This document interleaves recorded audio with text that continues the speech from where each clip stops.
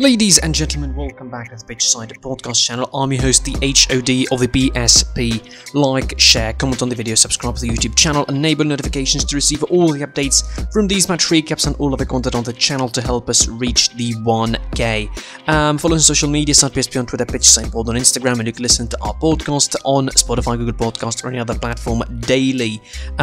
Join us for more, and you are welcome. And of course, we're coming here straight after the game between Inter Milan and Atalanta, an important game for the Nerazzurri in the course of the Serie A from around 26, and of course I think it was a smash and grab victory for Inter Milan, but that doesn't mean that they played the best football that there is. In fact, I think Atalanta were by a big margin the best side on the game, and to be quite frank, they didn't even make a lot of mistakes. I mean, they played the perfect game to counteract how Inter Milan were playing. I mean, probably people would think that it's the other way around, it's that Inter play the perfect game to counteract Atalanta's style, but I think Atalanta, being the ones that usually go forward a lot and do not defend well for the most part, they defended really good for the most part and neutralized, I think, a lot of Inter's danger, because usually in these kind of situations Inter break a lot, they have a lot of chances, they have a lot of momentum, but they didn't do here, and Atalanta defended, I think, really well considering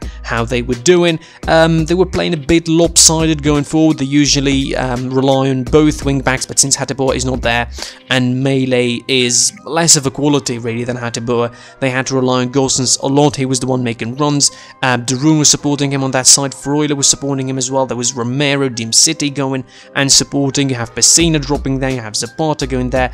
There was a lot of players on that left-hand side, and I think that eased the job a little bit for Inter to try and block that team down and not allow them a lot of depth to run into. They didn't have a lot of opportunities, but certainly had more possession. Inter, on the other hand, they couldn't find the normal speed that they operate on. They couldn't quite find the momentum that they usually rely on. They didn't break a lot on the ball. Lukaku didn't find a lot of space, and the centre-halves of Atalanta really did a good job neutralizing him as well, because he didn't find a lot of momentum, not a lot of room to turn around and set up his teammates. Martinez as well didn't move exactly as he usually does. So for the most part, I think Atalanta played a smart game in the first half. They locked Atalanta down really well. In the second half, it was a strong start from Atalanta, and obviously they had more offensive intentions, bringing on Ilicic for Malinovsky, obviously trying to make balance into the world and trying to bring balance into the force, putting that right-hand side on notice a little bit, with Melee moving forward a little bit more and working, benefiting from the moves of Ilicic ahead of him, who opened space for him to run into, and he had a couple of runs forward. Inter, on the other hand, didn't have a lot of times to break into the Atalanta defense. Again, doing so well Atalanta for the most part.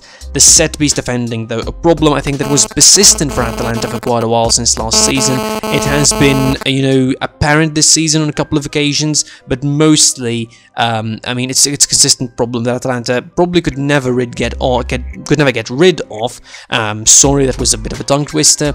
On the first proper chance that Inter have in the game, really, like realistically speaking, the first proper opportunity that Inter have in the whole game, Milan Skriniar finds himself in a perfect situation inside the box and directs the ball to the net. 1-0 for Inter Milan, and that was about it really for Inter. They just sat deep in the back, waited for Atalanta's pressure, and Atalanta for the most part again neutralized Inter Milan. They couldn't even let them break, they couldn't even let them get the ball out. Freuler and Freuler before exiting, of course. Miranchuk later on, and Pasalic did solid job as well in blocking Atalanta's midfielders. This wasn't a good game, and it wasn't a good game for Inter when Eriksen has more defending to do than attacking really and setting play forward.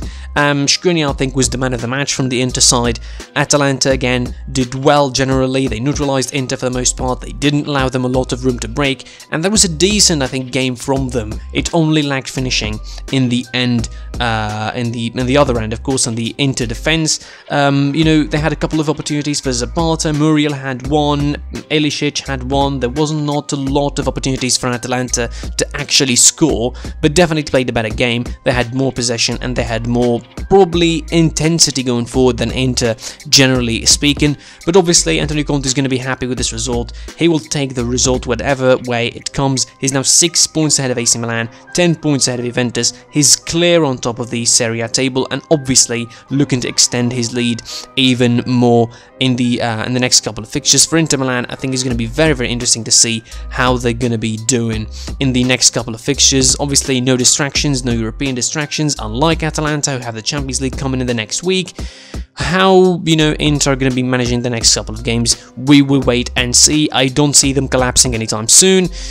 But again, they didn't play the best of football today. Atalanta, I think, outdone them by quite a big margin. It came down to the one slip in Atalanta's defence, and it was all downhill, really. And when Inter have a 1-0 lead this season, particularly with Conte, I think he knows how to defend, he knows how to ride the game off until the end and hold the play down and try to slow down the rhythm of the opponents until they could no longer do anything with the ball. Again, a deserved victory for Inter, on the circumstances of the game, the way they play. I think it was a deserved victory. Atalanta, again, played a decent game, but the one mistake that they did was very, very costly indeed, and it took the 3 points, all of them, away from them. That's it from me for this match recap. I was your boy, the HOD of the PSP. Like, share, comment on the video, subscribe to the channel, enable notifications to receive all the updates from these match recaps and other content on the channel, including the podcast, which you can listen to on Spotify, Google Podcast, or any other platform. Follow us on social media, site PSP on Twitter, pitch, sideboard on Instagram, and until the next time, I'll see you soon. Goodbye.